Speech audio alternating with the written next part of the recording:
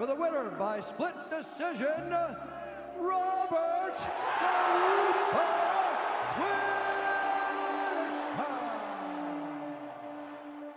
I'm just going to go back, increase my skill set again, talk to my team and see where the journey takes us.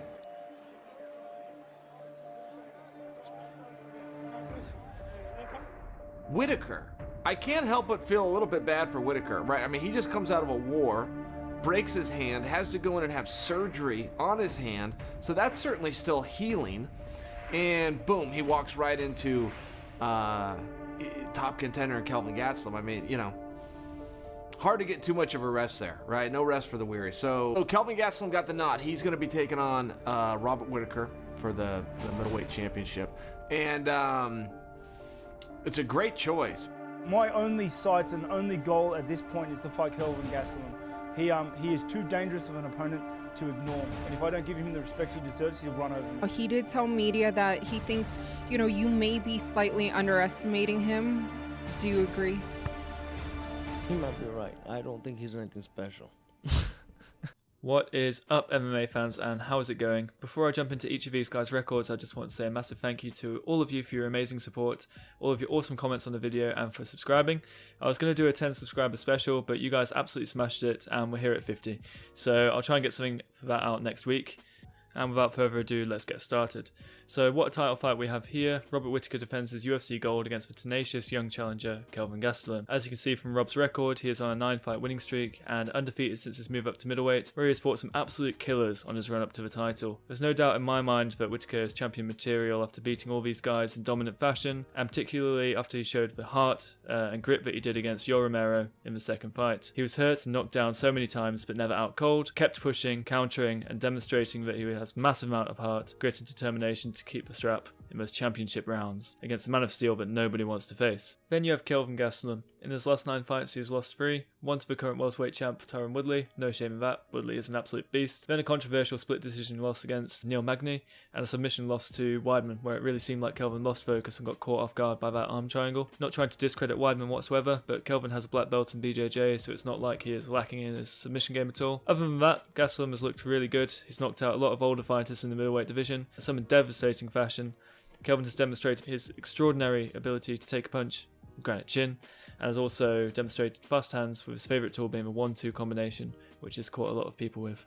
So guys, what I'm going to do is a bit different today. I think there's a lot about to talk about on the fighters' different mentalities going into this fight. So I'm going to talk about that first, and then I'm going to play some highlight clips for their fights, and analyse how their styles match up for you. If you're not interested in the mental game or just don't have the time for that part, I'll put some timestamps in the description below, so just skip to the parts that you're interested in. So the two fighters actually coached against each other on The Ultimate Fighter, and within that show Whittaker's fighters won most of the matchups. One thing I would like to focus on though is that the coach's challenge, Whittaker absolutely smashed Gastelum. Granted, Kelvin's body is not the type for long distance running, he's an endomorph so relies more on explosive power than fast paced and conditioning in his fights. But losing to Whittaker like this must put doubt into his mind leading into the fight. You know, is this guy better than me? It also tells us that Whittaker has much better stamina and conditioning, but I believe will transfer into the octagon with Whittaker pushing the pace on Gastelum. Now take a look at the body language of this face-off a few months ago. Rob looks alert, switched on, ready for anything to happen, good posture and keeping a straight face. Gastelum keeps looking around, sign that he doesn't really want to be here, he's not with it for whatever reason, maybe jet lag? Now watch this, Whittaker punks Gastelum in the ultimate fashion, paper beats rock. Whittaker always one step ahead, just kidding, but I found it pretty funny when doing some work for this video. Lastly, I'd like to show you a couple of clips from the press conference 5 or 6 months ago. It's in Australia and Rob said a few things that show how hungry and focused he is on his opponent Gastelum. Just listen to what he said here, it's really interesting. But no, I feel really good. I'm in top form. I'm looking forward to February. Obviously I was disappointed earlier in this year when I couldn't defend my belt at home, so to be able to have a second chance at that, it means the world to me. I wouldn't think to disrespect Kelvin that way. My sights and focus is solely on Kelvin Gastelum at this point. To even think of entertaining any other fight is ridiculous. No, that wasn't meant to be harsh. Sorry. So this shows us two things really. Rob has the home advantage, he's fighting in Melbourne, he's going to have a crowd behind him and he's always dreamt of this moment as well, so he's going to perform well. He's going to be on top form that night, feeling like it's his night, and if it goes to decision then the judges might just be in his favour too. Secondly, that he is by no means underestimating Kelvin Gastelum. We can expect a really switched on Whittaker, who has trained really hard for this fight and is focused on one thing: winning. So, now let's break down the fighting styles of the two fighters and see how they match up. I'll start with Whittaker, and I can tell you already that Whittaker is a far more diverse striker than Gastelum. He has a lot more tools in his arsenal, such as kicks, movement, and combinations. And I think it's fair to say that he is a more cerebral fighter, in that he is concerned with dealing damage without being hit. With the first clips that I'm about to show you, I'd like you to look at Rob's footwork. His takedown defense is amazing because he has a history in freestyle wrestling and was actually going to compete in the Commonwealth Games, but was forced to pull out of those because the UFC was concerned he'd sustain sort of injuries before the Romero fight. And I'd like you to look at how Rob uses short steps to get out of danger, and he's not afraid to throw hands as well when someone else is trying to take him down, or immediately after the takedown attempt fails. So Rob will use his balance to pick shots against opponents to stun them when they come in for a takedown like he does here. And then in the next clip I'm going to show you in a moment, he defends the takedown but doesn't really give him a break. He immediately attacks and puts a pace on him, demoralising him. This will be key against Gastelum. Rob is an attrition fighter and he's going to want to keep Gastelum working hard and take him into deep waters to get that win. Now let's talk about his striking. What Whittaker does really well is bursting into striking range, keeping off the central line and escaping, taking less damage than his opponents. He has a variety of different tools that he uses due to his background in karate, which is really well adapted for MMA, and has the ability to knock anyone out in the division with a head kick or the power that he generates in such a short range of motion with his straight lefts or his left hooks. His pace and finishing ability is amazing, just look at this. And this upcoming clip is really important. He throws a front kick that just misses and then immediately follows up with a short left hook that knocks his opponent down here.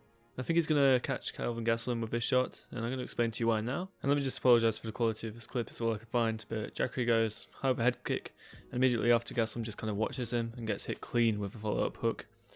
If Rob keeps landing that, which he will if Gastelum doesn't learn to protect himself and cover up, he's going to get punished all night with it. It's really going to work some miles on him. Now let's talk about what Gastelum does well.